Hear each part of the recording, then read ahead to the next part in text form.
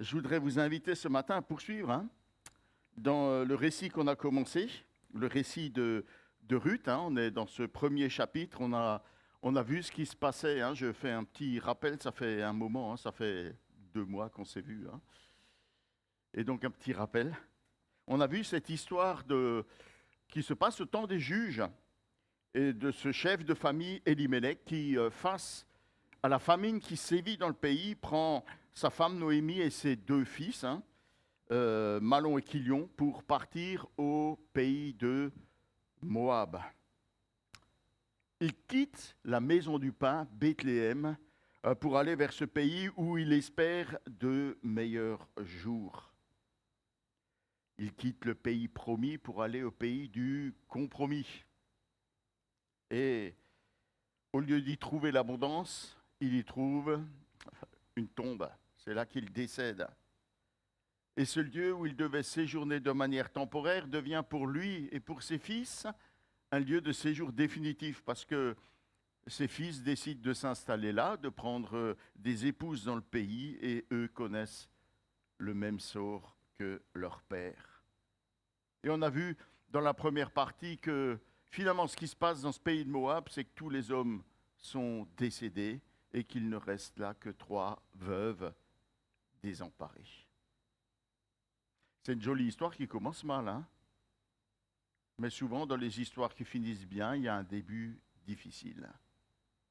Le début est difficile et vous allez voir que c'est difficilement que toute la grâce et la gloire de Dieu va apparaître dans ce récit. On va poursuivre la lecture, Ruth 1, les versets 6 à 18.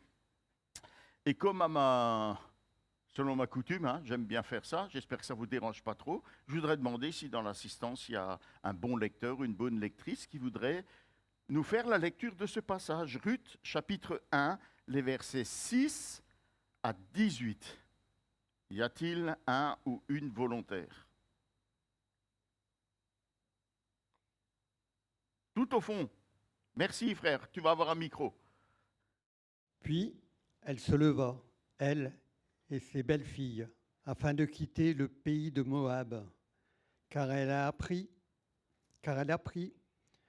au pays de Moab que l'Éternel avait visité son peuple et lui avait donné du pain. Elle sortit du lieu qu'elle habitait, accompagnée de ses 2 belles filles, et elle se mit en route pour retourner dans le pays de Juda. Naomi dit alors à ses 2 belles filles, allez que chacune retourne à la maison de sa mère, que l'Éternel use de bonté envers vous, comme vous l'avez fait envers ceux qui sont morts, et envers moi. Que l'Éternel fasse trouver à chacune du repos dans la maison d'un mari. Et elle les baisa. Elles élevèrent la voix et pleurèrent, et elles lui dirent, non, nous irons avec toi, vers ton peuple. Naomi dit, retournez mes filles, pourquoi viendrez-vous avec moi? Ai-je encore dans mon sein des fils qui puissent devenir vos maris? Retournez mes filles, allez, je suis trop vieille pour me remarier. Et quand je dirai, j'ai de l'espérance, quand cette nuit même je serai avec un mari et que j'enfanterai des fils, attendriez-vous pour cela qu'ils aient grandi? Refuseriez-vous pour cela de vous marier? Non, mes filles, grâce à cause de vous, je suis dans une grande affliction de ce que la main de l'Éternel s'est étendue contre moi. Et elles élevèrent la voix, pleurèrent encore. Orba baisa sa belle-mère, et Ruth s'attacha à elle. Naomi dit à Ruth, voici, ta belle-mère est retournée vers son peuple et vers ses dieux. Ta belle-sœur, pardon. Retourne comme ta belle-sœur. Ruth répondit, ne me presse pas de te laisser, de retourner loin de toi. Où tu iras, j'irai. Où tu demeureras, je demeurerai. Ton peuple sera mon peuple et ton Dieu sera mon Dieu. Où tu mourras, je mourrai et j'y serai enterré. Que l'Éternel me traite dans toute sa rigueur si autre chose que la mort vient à me séparer de toi. Naomi, la voyant décidée à aller avec elle, cessa d'assister auprès d'elle. Merci. Merci beaucoup pour cette lecture. Ce récit nous raconte le retour à Bethléem. Et la première chose qu'il nous montre, c'est la grâce divine. Le début du récit, nous l'avons vu, a été plutôt catastrophique. Mais il se poursuit ici par une première bonne nouvelle. Dieu a visité son peuple et il intervient en sa faveur. Il le console en lui accordant du pain à satiété. Voyez comme ce passage est débordant de la grâce de Dieu. Et la grâce se manifeste de multiples manières. D'abord parce qu'à une aussi grande distance, à cette époque-là, souvenez-vous, pas de télé, pas de smartphone, pas d'internet, pas de réseaux sociaux. Et pourtant, la bonne nouvelle arrive jusqu'aux oreilles de Noémie. C'est comme une eau fraîche pour une âme fatiguée. Cette nouvelle déclenche une réaction de la part de Noémie, comme le dit Proverbe 25, une bonne nouvelle venant d'un pays lointain fait du bien, comme de l'eau fraîche à une personne altérée. Et c'est un premier signe de la bénédiction de Dieu en sa faveur. C'est un don de grâce de la part de Dieu qui est nommément cité par le narrateur. C'est Dieu qui est celui qui pourvoit. David a écrit au psaume 145, « Tous, avec espoir, tournent les yeux vers toi. C'est toi qui leur donnes leur nourriture en son temps. Tu ouvres ta main et tu rassasies à souhait tout ce qui a vie. » Dieu intervient. Il intervient en faveur de son peuple. Alors l'intervention de Dieu est parfois employée dans l'Écriture pour désigner son jugement. Mais ici, ce terme décrit son secours bienveillant dans une situation de crise. C'est le même terme qui est utilisé dans l'Écriture lorsque le Seigneur répond à Sarah ou à Anne pour résoudre leurs problèmes de stérilité. C'est le terme qu'utilise Marie en réponse à la salutation d'Élisabeth. Dieu intervient dans l'histoire des hommes pour donner un sauveur puissant et éternel conformément à sa promesse. Car Dieu est ainsi. Il intervient au moment de crise pour pouvoir aux besoins de son peuple, pour pouvoir aux besoins de ses enfants. Cette grâce, elle est à nouveau soulignée par ce terme « son peuple », ou autrement dit, le peuple qui lui appartient. C'est parce que c'est une relation particulière que Dieu entretient avec ce peuple auquel il s'est lié par alliance. Il s'est engagé à être son Dieu, à le prendre pour son peuple dans un dessein bienveillant. Son intervention, c'est le signe que Dieu n'a ni oublié, ni abandonné son peuple, même si, vous le remarquez, le texte ne fait aucune référence à un quelconque acte de repentance de la part du peuple.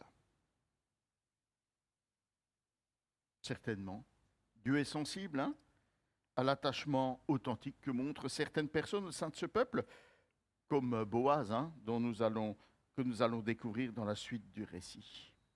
Dieu intervient pour donner le pain à son peuple. Et le pain résume dans l'Écriture l'ensemble des besoins les plus fondamentaux auxquels Dieu pourvoit en faveur de son peuple. Et si vous lisez l'Écriture, vous allez vous rendre compte que cette problématique des besoins fondamentaux traverse tout le récit biblique depuis Joseph. Vous vous souvenez, la famine en Égypte et comment Dieu suscite Joseph pour répondre aux besoins jusqu'à Jésus-Christ, en passant évidemment par Moïse, par Élie, par Élisée. Jésus nous recommande de demander au Père notre bien, notre pain quotidien et de ne pas nous inquiéter, car Dieu sait de quoi nous avons besoin. Alors on peut se dire, c'était bien à l'époque de Jésus, hein, mais aujourd'hui, est-ce que cette prière est encore nécessaire alors qu'il suffit d'aller juste à côté et de trouver voilà, des étals hein, pleines de nourriture hein, dans nos super et nos hypermarchés? On peut trouver tout ce dont on a besoin. Pourquoi demander au Père? Un pasteur, hein, Alistair Begg, nous fait remarquer que c'est Dieu qui remplit les étagères. Comment on ferait sans le soleil et la pluie qu'il donne? Qu'aurions-nous à mettre en rayon s'il ne veillait pas à donner ce qui est nécessaire pour que les fruits et les légumes poussent? C'est un signe de la bonté et de la providence de Dieu envers l'humanité. Et puis, finalement, par Jésus, Dieu donne le vrai pain qui est descendu du ciel et qui nous rassasie définitivement et qui répond à notre besoin le plus essentiel de tous, le besoin de trouver le salut. Alors une première chose que cette grâce de Dieu fait ressortir de ce texte, c'est que Dieu agit de manière très pratique en faveur de l'humanité, de toute l'humanité, sans distinction. Et comme Dieu intervient en faveur de celles et de ceux qui sont dans la détresse, nous devrions, nous aussi, intervenir en faveur des faibles, des oubliés, des veuves, des orphelins, des personnes âgées, des sans-abri, des réfugiés, des plus vulnérables, pour leur apporter notre aide. Alors pourquoi est-ce que nous sommes appelés à faire cela? Parce que justement Dieu est intervenu pour nous secourir dans notre détresse. Selon l'Évangile, aux yeux de Dieu, nous étions affligés, faibles, blessés, malades, souffrants. Dieu est venu à notre secours par l'œuvre de Jésus-Christ, notre Sauveur. Et comme Dieu est intervenu en notre faveur, nous devrions tendre la main vers les faibles et témoigner de la bienveillance en leur faveur. Ainsi, nous reflétons la nature aimante du Dieu bienveillant dans ce monde déchu du chacun pour soi. Chacun pour soi. Ici, Noémie comprend qu'elle ne peut pas continuer à vivre comme a voulu vivre son mari et comme vivaient les gens de son époque. Chacun faisait ce qui lui semblait bon.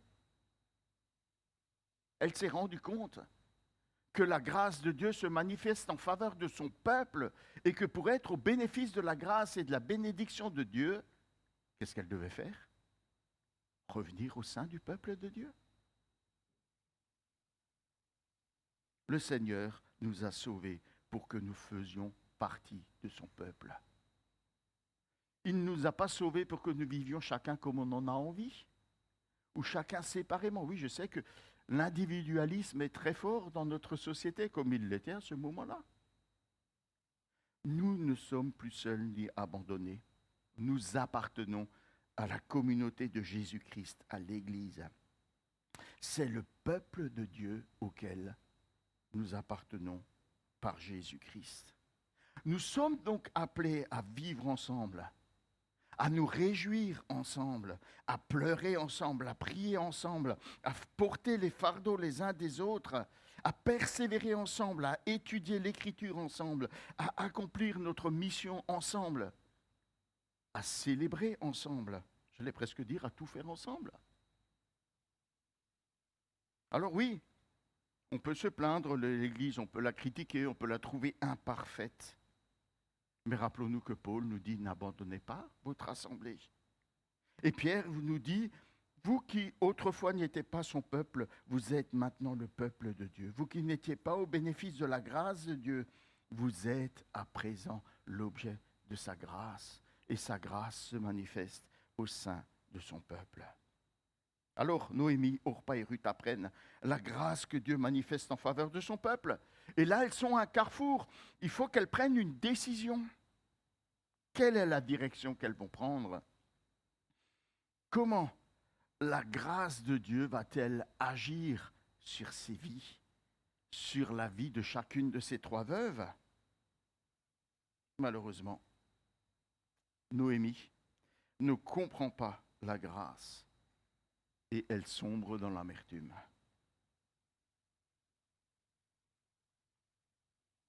Sans doute, la bienveillance de Dieu décide Noémie à retourner vers le pays de Juda, accompagnée de ses belles-filles Orpa et Ruth. On voit, le texte nous montre que ces trois femmes ont tissé des liens étroits depuis toutes ces années de vie commune.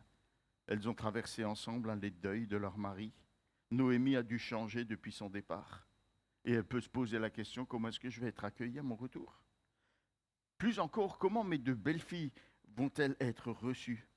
Est-ce qu'elles peuvent espérer un avenir dans ce pays d'Israël qui les considère, elles qui sont moabites, comme des ennemis? Oh, sans doute, ces questions vont-elles alimenter les conversations de ces femmes durant leur voyage vers Israël? Finalement, la décision de Noémie est prise. En sa compagnie, ces belles-filles n'ont aucun avenir. Leur meilleure chance, de retrouver le bonheur, de retrouver une famille, de retrouver la joie, c'est de retourner dans la maison de leur mère afin de retrouver et un mari et le repos. Le texte fait ressortir la grande affection qui unit ces trois femmes. La prière bienveillante de Noémie en faveur d'Orpa et de Ruth. L'invocation de la bénédiction de Dieu, les embrassades, la peine profonde, l'abondance des larmes versées, la difficulté à envisager la séparation décrivent la vive émotion du moment. D'ailleurs, ni Orpa ni Ruth n'arrivent à se résoudre, à se séparer de Noémie. Elles semblent plus attachées à Noémie qu'à leur propre peuple. Mais les protestations de ces belles-filles n'inclinent pas la détermination de Noémie à les renvoyer chez elle. Le long monologue de Noémie, qui fait référence à la loi du Lévira, montre qu'elle estime qu'auprès d'elle, il n'y a aucun espoir d'avenir pour ces belles-filles. D'ailleurs, à ses yeux, elle-même n'a plus aucun avenir. Noémie est blessée. Et elle se lamente. Elle est amère. Dans son amertume, elle accuse Dieu. Dieu m'a frappé.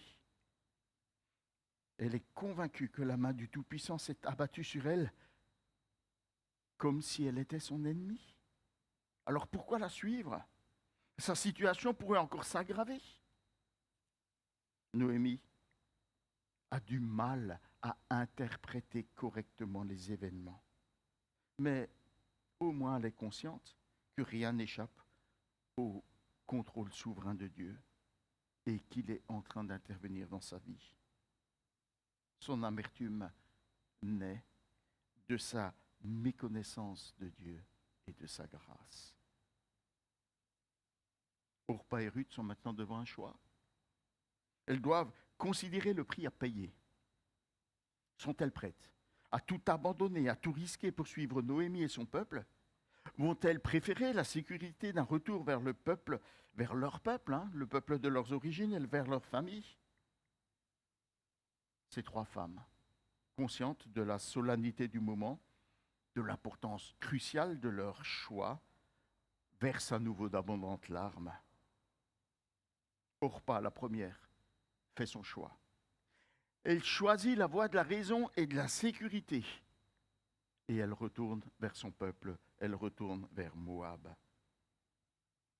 C'est une décision logique d'un point de vue pratique. Les arguments de Noémie étaient forts et convaincants. Pourtant, je suis touché par cette phrase d'un commentateur. Elle retourne vers Moab et elle disparaît des pages de l'Écriture. Vous comprenez la force de cette déclaration? Elle disparaît des pages de l'Écriture. Elle disparaît des intentions de grâce et de salut de Dieu. J'ai été touché par ça et je me suis questionné. Combien d'hommes et combien de femmes, face aux défis, aux incertitudes et surtout aux coûts exigés par l'obéissance à Dieu, ont choisi les solutions raisonnables, logiques et sûres, les solutions pratiques du monde, et ont disparu de l'Église ont disparu de l'espérance du salut. Combien? Orpa s'éloigne de la grâce de Dieu. Noémie méconnaît le Dieu de grâce et elle sombre dans l'amertume. Mais un rayon de lumière apparaît. Ruth répond à la grâce de Dieu par la foi. Elle fait un choix tout différent. Elle fait le choix d'une foi audacieuse qui ose prendre des risques et qui ose se lancer dans l'inconnu. Noémie insiste auprès d'elle, fais comme ta belle-sœur, rentre chez toi. Elle a fait le bon choix et tu devrais la suivre. Reprends le mode de vie, reprends le culte des dieux qui te sont familiers. Ruth lui répond par une déclaration de foi rayonnante. Elle n'est pas seulement attachée à Noémie, elle est également profondément attachée à Dieu. Un des commentateurs paraphrase sa réponse de manière moderne en disant, c'est comme si Ruth avait répondu, écoute-moi Noémie, je me suis convertie, arrête de me pousser à retourner chez moi, tu m'entends? Je me suis convertie. Et sa déclaration, qui est poétique, repose sur son attachement à Dieu. Sa déclaration tient en 5 vers, et ces 5 vers méritent qu'on s'y attarde. Ils sont construits selon une construction qui est typique dans la littérature hébraïque, une construction en chiasme. Et cette construction, ça ne vous dit rien, parce qu'on n'étudie pas ça à l'école, ça ne s'emploie plus. Les phrases sont utilisées 2 par 2, de manière symétrique, pour amener à une vérité profonde qui est centrale. Alors, ces phrases se répondent l'une à l'autre. La première répond à la 5e. Elles vont de pair et elles expriment un impératif et elles confirment l'absolue détermination de Ruth. Dans la première phrase, elle dit « ne me pousse pas ». Et dans la 5e phrase, elle dit que l'Éternel me traite dans toute sa rigueur. C'est sa foi qui détermine sa décision. Aucun autre argument ne peut la détourner. Le 2e et 4e vers vont également de pair. Elle dit « où tu iras, j'irai, où tu habiteras, j'habiterai. » Et au vers 4, « où tu mourras, je mourrai, et c'est là que je serai enterré. Je reste auprès de toi. Je ferai partie de ton peuple. » Aujourd'hui, on dirait à la vie, à la mort. C'est le renoncement total à son peuple et à ses dieux. Vous savez, à cette époque, il y avait une notion de territorialité, moi aussi, j'ai du mal à prononcer les mots, en relation avec le culte des dieux dans l'Antiquité. Vous vous souvenez de Naaman, qui est venu auprès d'Élisée pour être purifié dans le Jourdain. Il a demandé à Élisée s'il a le droit d'emmener de la terre d'Israël pour l'emmener chez lui, parce que maintenant, il veut seulement adorer l'Éternel. Et il pouvait adorer l'Éternel que sur la terre d'Israël. Donc il a emmené de la terre pour pouvoir adorer à l'étranger. Et cette notion de territoire et de divinité, ça existe toujours dans les religions animistes. En séjour en Afrique, j'étais étonné de voir des hommes avec des scarifications sur le visage. Et je me suis interrogé, questionné, pourquoi ils ont le visage abîmé comme ça. Et on m'a dit, quand ils naissent, on met sur leur visage les marques de reconnaissance de leur Dieu, comme ça les dieux les reconnaissent. Bon, heureusement qu'on n'a pas besoin de ça, Dieu nous reconnaît, malgré... Remarquez quand même qu'il a mis son esprit en nous.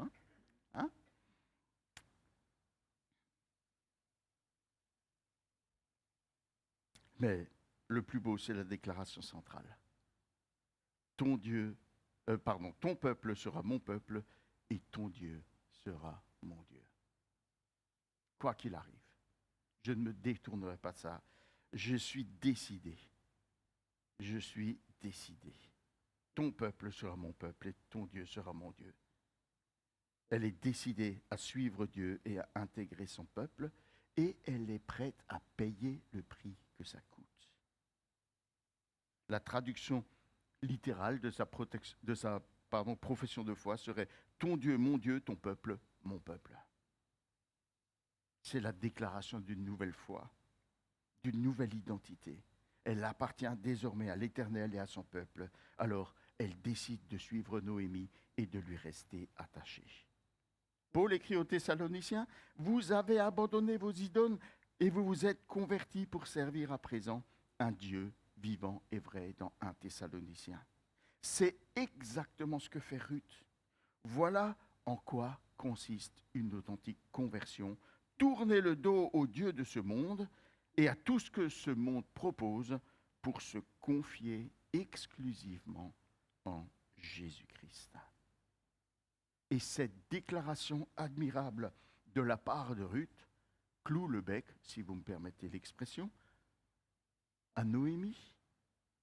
Et en silence, toutes les deux, elles se remettent en route vers le territoire de Juda. Alors en conclusion, je voudrais faire quelques remarques, quelques applications, apporter quelques réflexions. Quand tout est sombre et désespéré, Dieu continue à agir. Il fait preuve de patience et de persévérance il faut faire preuve de patience et de persévérance dans la foi pour voir finalement la splendeur de son œuvre. Nous sommes son peuple. Nous sommes ses enfants. Et même si les circonstances nous crient le contraire, nous pouvons compter sur sa grâce.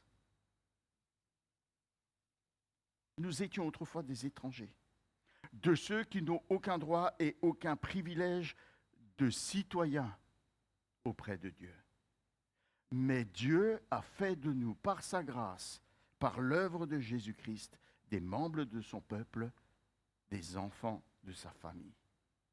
Nous nous sommes détournés de ce monde et de ces dieux pour nous tourner vers Jésus-Christ, notre Sauveur. C'est le miracle de l'Évangile. Cette transformation devrait nous encourager et nous remplir de confiance et de louange plutôt que d'amertume dans l'adversité. Dieu n'a pas fini son œuvre en notre faveur. Souvenons-nous qu'en tant qu'enfants de Dieu, nous sommes ajoutés à son peuple. Ça a été déjà dit fortement ce matin. C'est vrai que la démarche de foi est personnelle et individuelle, mais elle ne nous destine pas à une vie solitaire, mais à une vie de communauté. Dieu sauve son Église. Vivre ensemble, c'est un vrai défi pour chacun et pour chacune. Mais l'amour que nous saurons manifester entre nous sera et est le témoignage puissant de notre appartenance à Jésus-Christ. C'est le commandement que Jésus nous donne. Aimez-vous les uns les autres. À ceux-ci, tous connaîtront que vous êtes mes disciples. C'est le signe de la vraie foi. C'est l'amour entre les frères et sœurs. Vous savez, une conversion authentique est la manifestation de la puissance de l'Évangile. Ne la sous-estimons pas. Au travers d'une seule conversion authentique, Dieu peut transformer une famille ou même une église en amenant d'autres conversions. De plus, une simple conversion peut renouveler la foi et l'enthousiasme de chrétiens de longue date. Moi, j'aime beaucoup quand dans notre église, et j'encourage ça, on a un culte un peu particulier une fois par mois, qu'on appelle, c'est le café culte, on commence par un café. Et j'encourage pendant ce culte à avoir plutôt qu'un culte qui se déroule normalement, mais d'y inclure des témoignages. Et vous sentez combien les témoignages nous font du bien, nous renouvellent dans notre foi, dans notre émerveillement, dans la manière dont le Seigneur agit dans les vies. Vous savez, Dieu veut continuer à transformer les vies de personnes étrangères à notre Église. Si Dieu a pu toucher et convaincre le cœur de Ruth par le témoignage peu enthousiaste, c'est le moins qu'on puisse dire, le témoignage peu enthousiaste de Noémie, à combien plus forte raison pourra-t-il utiliser notre présence et notre témoignage que j'espère passionné dans ce monde, afin que le Seigneur puisse arracher des âmes aux ténèbres pour les ajouter à son royaume, le royaume de son admirable lumière. Dernière réflexion qui nous a déjà été adressée ce matin. Où en es-tu avec Dieu? As-tu placé ta confiance en Jésus? Quel chemin vas-tu choisir? Vas-tu suivre le monde sur ce chemin facile, vaste, spacieux? Ou est-ce que tu vas accepter de suivre Jésus sur un chemin plus difficile, étroit et escarpé? Est-ce que tu veux saisir la grâce que Dieu t'offre? Es-tu prêt à suivre Jésus, même si cela implique que désormais, tu devras avancer à contre-courant? Mais sois-en certain, même à contre-courant, Jésus est le seul chemin qui mène à la vraie vie.